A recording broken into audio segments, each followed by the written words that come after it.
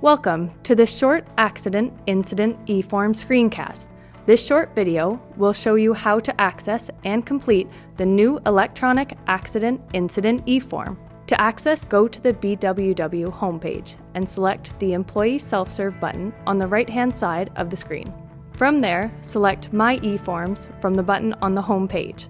This takes you to the eFORMs homepage. To create a new Accident Incident report, go to the left-hand navigation pane and select Accident Incident Report. To create a new eFORM report, select either Click to create a new report at the top of the page or Add Document at the bottom of the page.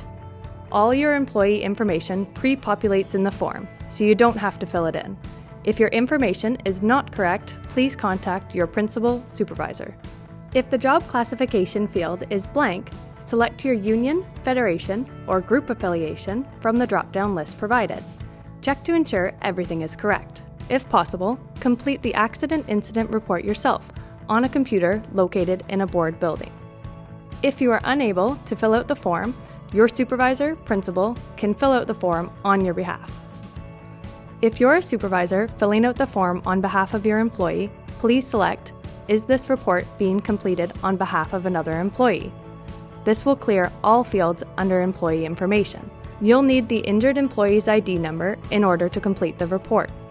Once you have the employee's ID number, select Go and the remaining information will be populated. If you are the employee's direct supervisor, select Yes, and the action items for review will be available at the bottom of the form. At the top of the page, you will be able to see the date the request was initiated, who initiated it, the status of the request, and the eFORM ID number assigned to this particular request. If at any time you need additional help while in a form, you can click the question mark icon at the top right-hand corner to open the homepage in a new tab, where you can access information tools and contact information. Throughout the form, you may see a red asterisk or red dotted lines. These identify a field that must be completed before you are able to submit your request. Complete the form with as many details as possible. To select and enter the date of occurrence, you can access the calendar here. If you select a date after the current date, you will receive an error and will not be able to proceed. Select the type of accident, illness, incident from the drop-down menu. If your injury meets the description of a critical injury, select the box Yes. You will be prompted to notify Health and Safety immediately to report the injury.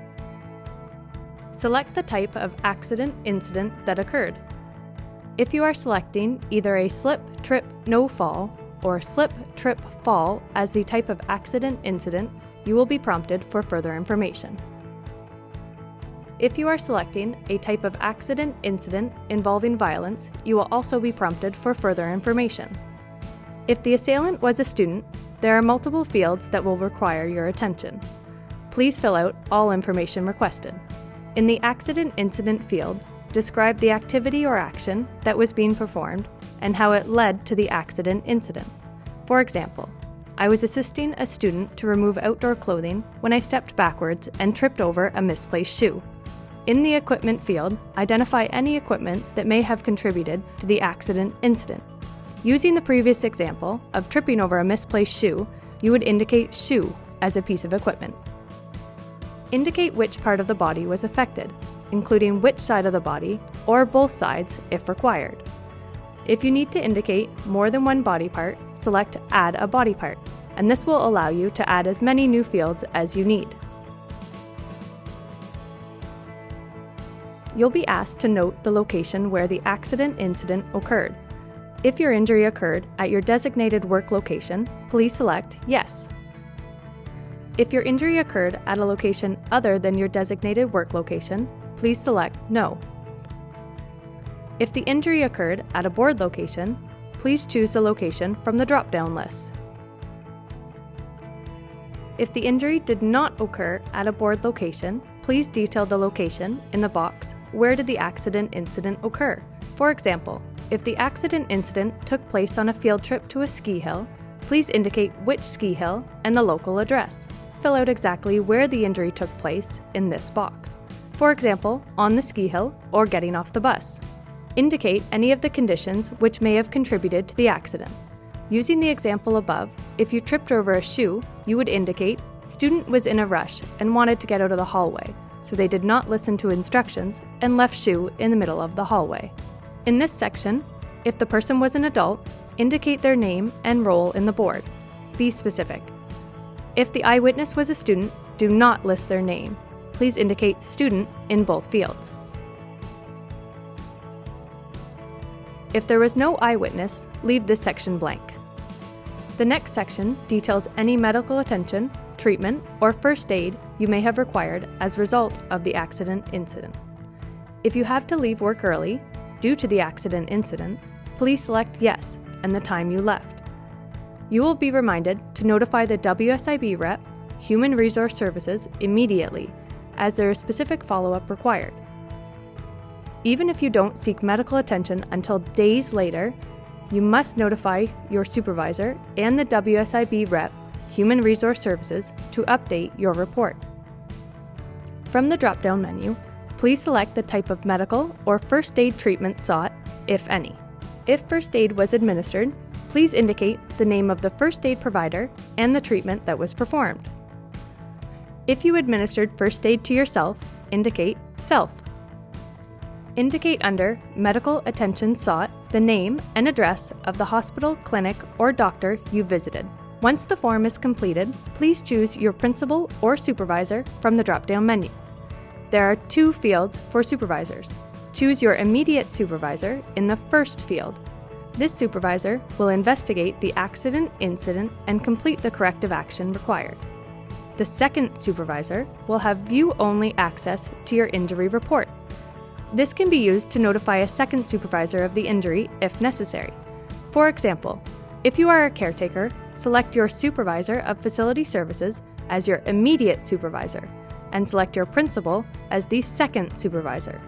This allows them both to be notified and maintain a record of the accident incident. If you only have one supervisor, please leave the additional principal supervisor field blank. Once you have filled in all required information, you will have 3 options for completion. If you decide you no longer need the accident incident form, you can choose Close Without Save. This will delete the form entirely. If you require more information before submitting to your supervisor for review, you can select Save Without Submitting. This will save the completed form in your library of submission under Accident Incidents on the eFORMs page.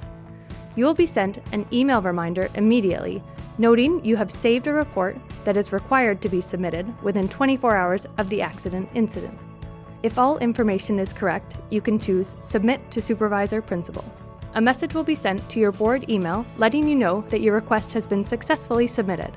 The supervisor principal you have selected will also receive an email from Do Not Reply identifying your request for them to review. Once your supervisor principal has submitted the form, both Health and Safety and your union federation rep will be notified, and as required, the WSIB rep. You will receive an email containing a link to the completed form. If you seek medical attention or lose time following the completion of the form, you must contact your supervisor and WSIB rep Human Resource Services. To check the progress of your accident incident form, you can either click on the link in the email, or you can click on the Accident Incident Report link in My eFORMs and look in your library of submissions. If you have any questions about the new Accident Incident form, please contact Health and Safety.